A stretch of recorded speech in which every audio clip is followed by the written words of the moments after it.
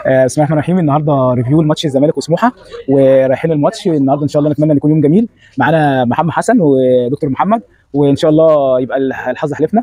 محمد بقى يقول كلمه وبعد كده دكتور محمد. نورنا دكتور، اول مره تيجي تحضر معانا ماتش، ان شاء الله وشك يبقى حلو علينا النهارده. الله يخليك. واليوم يخلص كده بفوز الزمالك ان شاء الله، والزمالك يعمل ماتش كويس ويبقى بعيد عن لبش التحكيم اللي داير بقاله اسبوع. ايه رايك النهارده في اليوم والدنيا؟ لا ان شاء الله النهارده انا متفائل بصراحه. ماتش باذن الله يكون الثلاثه بونت بتوعنا باذن الله، ونرجع كده مبسوطين كلنا باذن الله. ان شاء الله ان شاء الله. وتابعونا بقى اليوم كله لحد ما نرجع بالسلامه. دعواتكم بقى زملكاويه، دعواتكم. يلا سلام.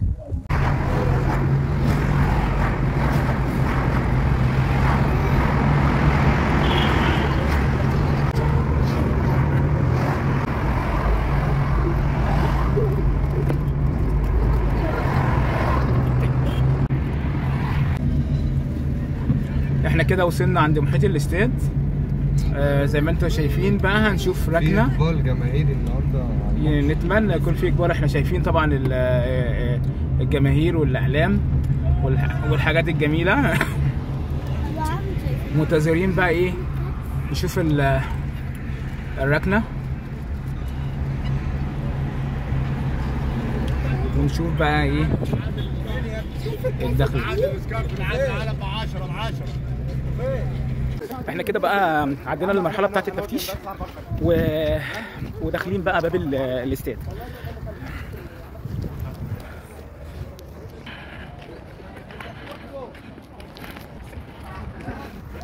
ان شاء الله يبقى يوم كويس ونكون موفقين. استاد برج العرب هو حقيقي حاجه جميله، بس المسافه بين النزول وبين الملعب كبيره جدا، لكن مع الاجواء بقى الدنيا بتبقى جميله. طبعا دخلة الاستاد في جميع الماتشات بتبقى ليها رهبه كده واشعريره، خصوصا في استاد القاهره. يعني الدخله دي بتاعت في الماتشات في استاد القاهره بتبقى ليها جو تاني، وانت مع اصحابك وتنزل بقى كده على الدخله بتاعت النجيله الخضراء. فبتمنى النهارده يكون يوم جميل، وبتمنى يكون الزمالك موفق، ونتابع بقى بقيه اليوم. طبعا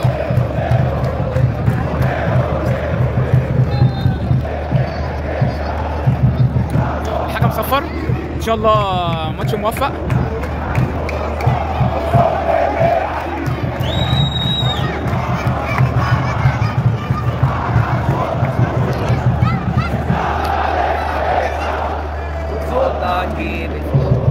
Go.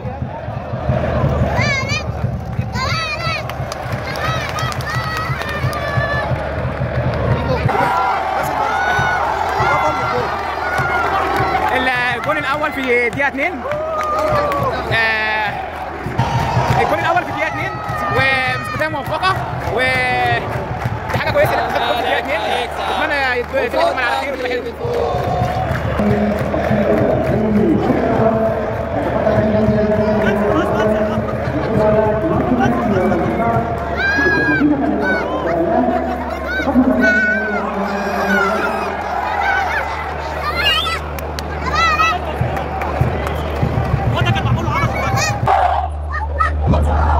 دكتور فاسود من اجمل الحاجات الجديده بالنسبه لجمهور الزمالك، هو دكتور فاسود. جميله جدا بصراحه. يا زمالك دكتور فاسود. دكتور فاسود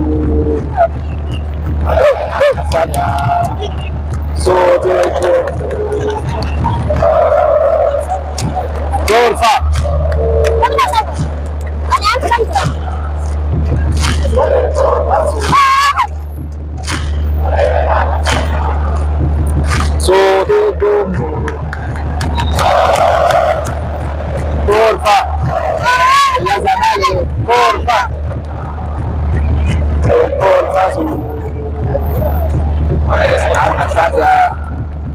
صوت الجمهور.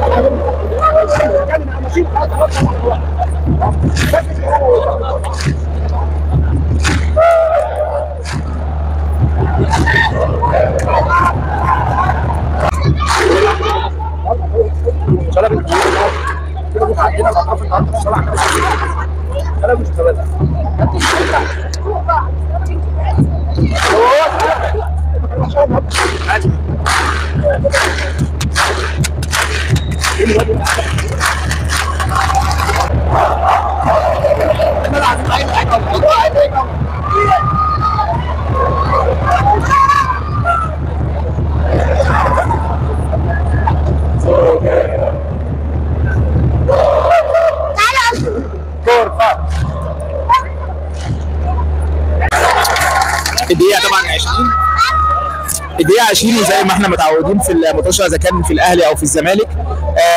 يعني بنتذكر الناس اللي توفت وبندعي لهم بالرحمة، ولكل الناس يعني في الاهلي في الزمالك في كل حاجة. فانا كانت بتبقى لفتة حلوة جدا ان جمهور الاهلي وجمهور الزمالك في الدقيقة 20 في منطقة الزمالك والدقيقة 74 والدقيقة 20 والدقيقة 74 برضه في منطقة الاهلي. فانا بصراحة من الحاجات اللي اي حاجه لافته فيها تجمع، فيها الفه، فيها ذكرى لوفاه حد، دي حاجه انا بايدها وحاجه بتكون جميله وحاجه محترمه. فالرحمه لكل الشهداء يعني. ايوه حبيبي. طبعا الزملكاويه بيتجمعوا طبعا هنا. بص هتروح الاستاد هتلاقي اصحابك طبعا، امال ايه؟ والمجتمع لو رايحين امريكا ولا ايه رايك في حبيبي ماشي. الشوط الاولاني؟ الشوط الاول شوط كويس، بس محتاجين الشوط الثاني مثلا يطلع وينزل حسام اشرف. طب يطلع شيكابالا ايوه وينزل تكتيك. حسام اشرف لا بس مش بيسيبه شويه. شايف كده؟ انا برجع شايف ان هو اصلا لا لسه راجل راجع. ربع ساعه ومحتاج تفتكر كده هو ان شاء الله فين باذن الله فتوح هينزل ويجيب جول باذن الله. ان شاء الله ان شاء الله فتوح هيجيب جول باذن الله. فتوح هيعمل اسيست النهارده. انا بقول دودو بص والله الزمالك ما فيش اداء، مفيش نجم، لازم في يناير صفقات. ده اللي الناس كلها شايفاه، لازم في يناير لازم صفقات تليق باسم الزمالك. عشان في لعيبه هنا ما استحقش الفرصه، واخدت فرصه الثانيه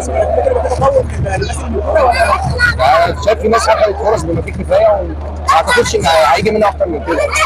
وشايف ان في صفقات مش هتقدر تصبر عليها. الزمالك مش فريق ان انت مش فريق كبارات انك تجيب لعيبه وتقدر تصبر عليه لحد ما يبقى حاجه او طالب.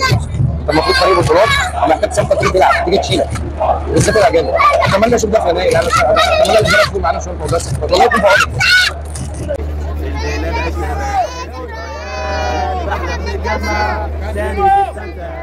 ونغني مع العشاق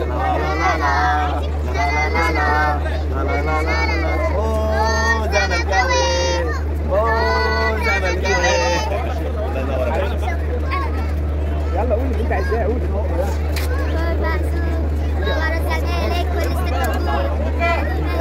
دايما معاه بنادي باسمه في كل بلاد الله.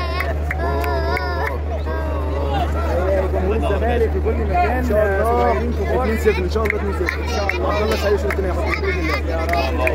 الزمالك طلع شيكابالا وطلع مصطفى شلبي نزل فتوح عشان يقلل من النتائج. لا لا لا لا لا هو وحش. مصطفى وحش لازم الملعب يتعادل. اتمنى الشوط الثاني يكون افضل.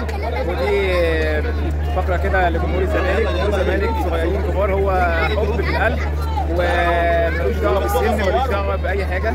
انت بتطلع تلاقي نفسك بتحب الزمالك طبعا، وبتمنى ان شاء الله الشوط الثاني يكون افضل ويبقى مباراه جميله واجواء جميله. ونشوف كده برضو فقره ثانيه لجمهور الزمالك.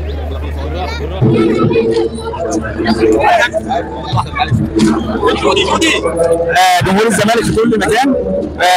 ماتش الزمالك بقى تجميعه لكل الزملكاويه. يلا يا يوسف يلا كلمه بقى كده بسرعه كده الماتش الثاني 3-0 ان شاء الله باذن الله. باذن الله الماتش ان شاء الله يعدي على خير باذن الله نكسب. الزمالك احلى نادي في مصر. ان شاء الله هنكسب 2-0 باذن الله، وخلي الحكام تعرض بالهدف الاهلي. ان شاء الله 2-0 2-0 الزمالك 2-0. ان شاء الله كده الشوط الثاني ان شاء الله نكسب. ان شاء الله الشوط الثاني يكون افضل، وان شاء الله المكسب للزمالك ونزود الجول جول ثاني. بدايه الشوط الثاني يبدو ان في تغييرات تقريبا فتوح. بنتمنى الشوط الثاني يبقى افضل من الشوط الاولاني، وبنحاول ان احنا نكون في سيطره اكتر عشان نكسب اللقاء. ولقاء ثاني كده مع ناس جمهور الزمالك. شوف النهارده حبيبي والله الماتش النهارده ماسكين علينا كوره هم الجايبات بتاعتهم مأثره علينا برضه كتير ونصر ماهر. الماتش محتاج ان احنا ان شاء الله نكسب، ان شاء الله نكسب، ان شاء الله نكسب، ان شاء الله ان شاء الله نكسب. اوه زملكاوي، اوه زملكاوي، وراهم احنا واولادنا لو حتى في استاد بلدنا. الزمالك ده لو نزل درجه 10 هنشجع الزمالك، احنا ما بنشجعش غير الزمالك. شبابكم بس.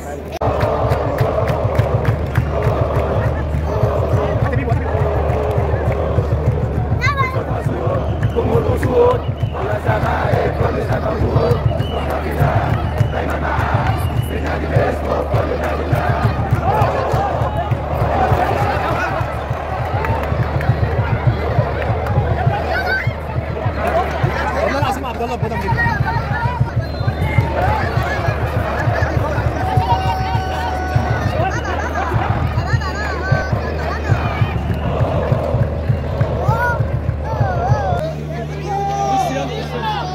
يا تيبو تيبو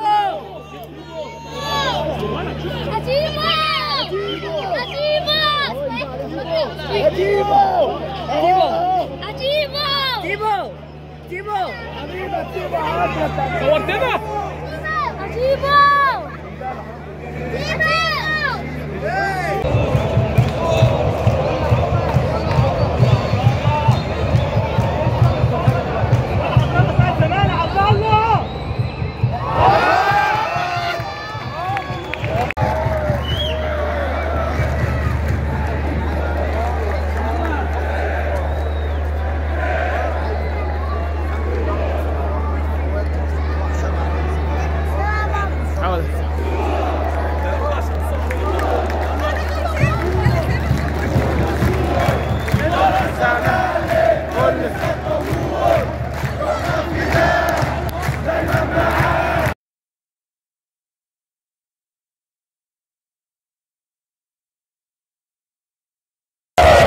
جمهور الزمالك بيحتفل بلعبته بعد اللقاء. صحيح اللقاء ما كانش احسن حاجه، الزمالك فيه قدم مستوى اقل من المتوسط. جايزه احسن لاعب راحت لحسام عبد المجيد واعتقد ان هو يستحقها. مصطفى شلبي حط جول اسمه ده، رغم ان هو اداؤه كان يعني مش احسن حاجه، يعني جون هديه ليه رغم ان اداؤه ما كانش افضل حاجه.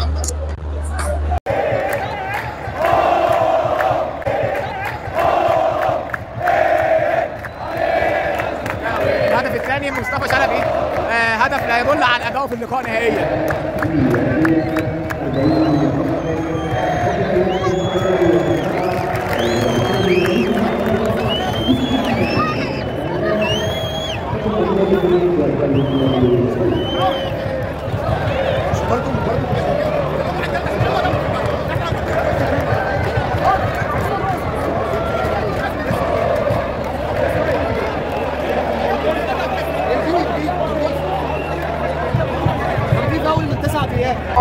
النهارده مباراه يعني شبه متوسطه. كنا الزمالك كان فيه مش احسن حاجه، لكن الماتش في الاخر نتيجه 2-0. اتمنى ان الحلقه تعجبكم، واتمنى ان دايما يبقى في ماتشة نغطيها وتكون اجمل. انتهت اللقاء بفوز الزمالك. مباراة متوسطة، الزمالك ما كانش احسن حاجة، لكن ماتشات الدوري احيانا في ماتشات ما بتبقاش احسن حاجة، بس المهم المكسب. تجربة النهارده كانت جميلة، كللت بالفوز الزمالك، وان شاء الله نتقابل في مباريات ثانية وتابعونا اجمل ما في اللقاء كان جمهور الزمالك. النهارده مباراه يعني مش احسن حاجه، لكن تكللت بالفوز. ان شاء الله نتقابل في مباريات ثانيه يكون فيها برضو الفوز للزمالك، وبتمنى دايما تتابعونا، وسلام.